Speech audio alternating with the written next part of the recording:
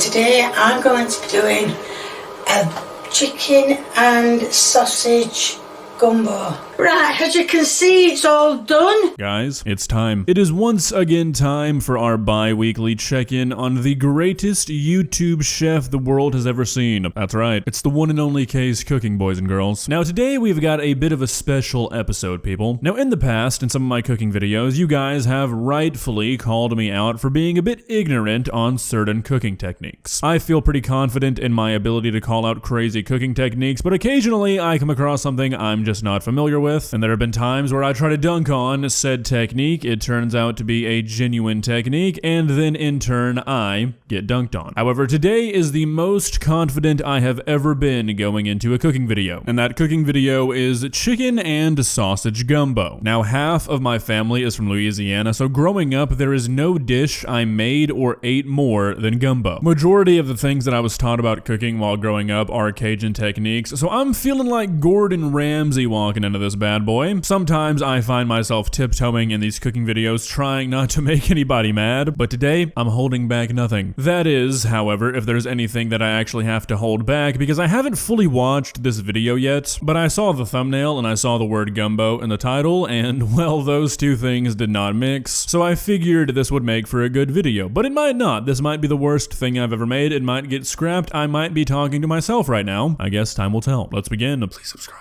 Hi people, and I'm back cooking again, and today I'm going to be doing a chicken and sausage gumbo. Right, as you can see, I've got two smoked sausages. I'm going to cut them up, not too small, not too big. Then I'm going to put the chicken in here, and I'm going to let it cook in its own juices, and then, because the juices that come from the chicken and the sausage is to be used for the sauce. Alrighty, interesting. I'm not really sure what the technique being talked about here is. It seems like she's saying she's going to be using like the meat juices for the roux, but I'm not sure. I'm not really sure the direction we're headed here yet, so I'm not going to say anything.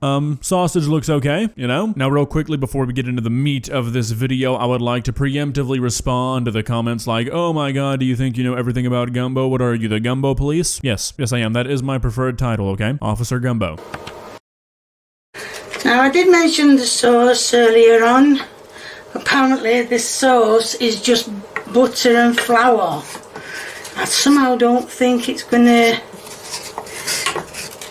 because it's supposed to be a brown sauce. Well, yes, Kay, it is supposed to be a brown sauce, but it seems we have made a bit of an oopsie here. So granted, roux is sometimes considered like kind of a difficult thing to make. Kay has not really set herself up well here. It looks like she's dumped in everything at once, which you can't do. You need to get your butter in and melted, or your oil in and hot, and then you add your flour in, and then you whisk it until you have lost the will to live. Making roux is a very focused project. It's similar to that of driving, and as you would imagine has similar consequences if you get distracted while making your roux. Just like if you were to do so while driving, there is going to be an inevitable disaster and you're gonna hurt the people around you. So what's happening here is that there's nothing for the flour to dissolve into, so there's nothing really being made here. Roux is the base for all gumbos. If you don't have a roux, you don't have a gumbo, which is definitely gonna be an issue for this video. I don't think it's gonna become that.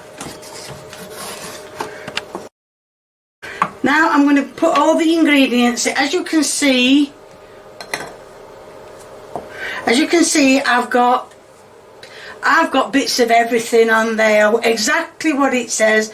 A teaspoon of everything. I've got garlic, I've got thyme, I've got kajawu, or whatever you call it. Alright, there's a lot wrong going on here. There is a holy trinity in Cajun cooking, and boys and girls, these three ingredients are not it. Say it with me now: celery, onions, bell peppers. If it doesn't have those three things, it's not Cajun. And it's definitely not gumbo, so I'm not really sure what we're about to make here. I'm guessing this recipe was made by a British person, which explains everything, for most cases, especially this one. Obviously, I'm being a little bit tongue-in-cheek here, but these few steps, like making the roux and having these vegetables, they are required for making gumbo. Like this would be trying to make a hamburger without pattying the meat. It's just something else if you don't do these things.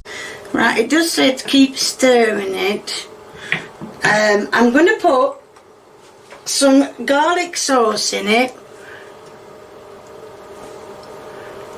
Not too much, because that's it. And I'm going to stir it, because it should be like a sort of a brownie stuff. Huh, okay. No, that's for sure an interesting technique. Not really sure how to process that one. I feel like this may be one of Kay's lesser moments. I mean, like, come on, I'm not trying to be mean here, but you've got to know, reading a recipe, that if a sauce is supposed to be brown, they probably mean by the ingredients listed in the recipe, not that you're supposed to add your own brown ingredients. I mean, right now we've got flour, water, unmelted butter, thyme, and honey garlic sauce, which is not what I would call traditional gumbo. Now I don't, oh, not bad, yeah. I don't like a lot of garlic, so so this now has to be put on the chicken, put it in the oven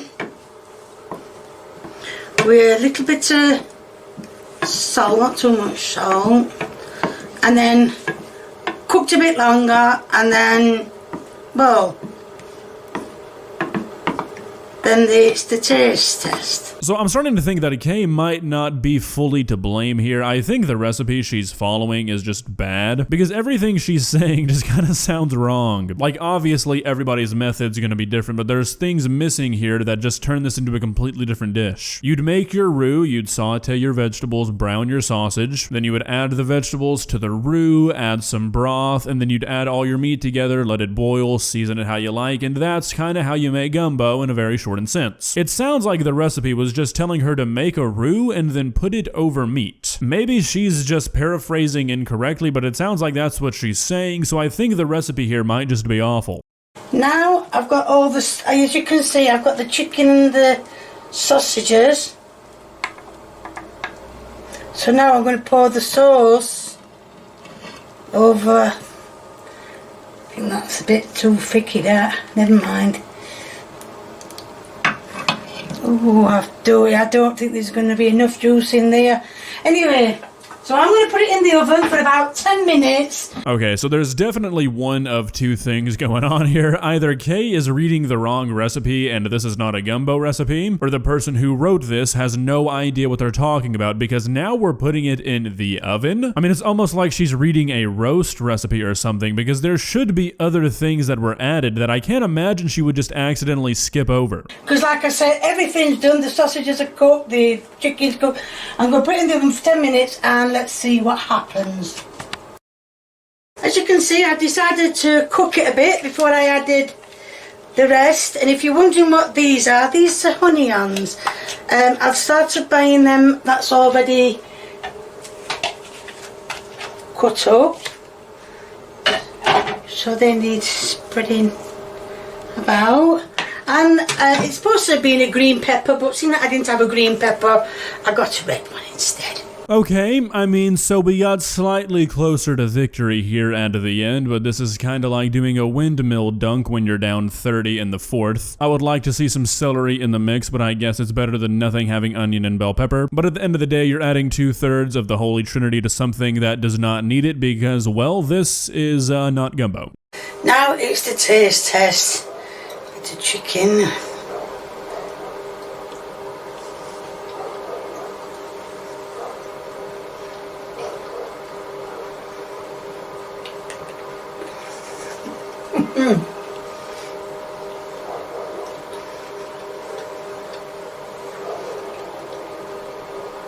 That sauce is absolutely gorgeous. You know what, Kay? I'm quite the fan of garlic sauce myself, but I feel like if you hadn't added your own brown component to the sauce, you might not have the same sentiment. I need a fellow Brit to tell me that real gumbo exists across the pond, because if this is what people are selling as gumbo in Britain, you guys are missing out on what is the greatest dish on the planet. And gumbo to me is one of those things that's almost exclusively better homemade. So if these are the recipes you guys have available over there. I might stop making fun of you guys just because I feel bad for you. Well, what do you guys think? I realize that I may have come across a little bit snobby in this one, but you know what? I'm gonna let myself have it. Okay, if you somehow see this, I am begging you to try gumbo again, except I'll give you a recipe this time and follow it to the T. Your life will be changed for the better forever. You'll probably move to America. If you enjoyed this video, please leave a like and walk on over to that subscribe button and touch it. It's free. It won't cost you anything. But for now, that's all I have for you today.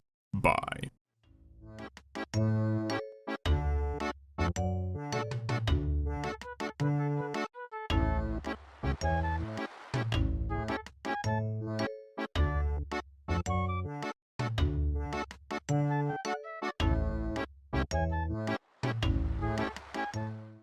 Subscribe.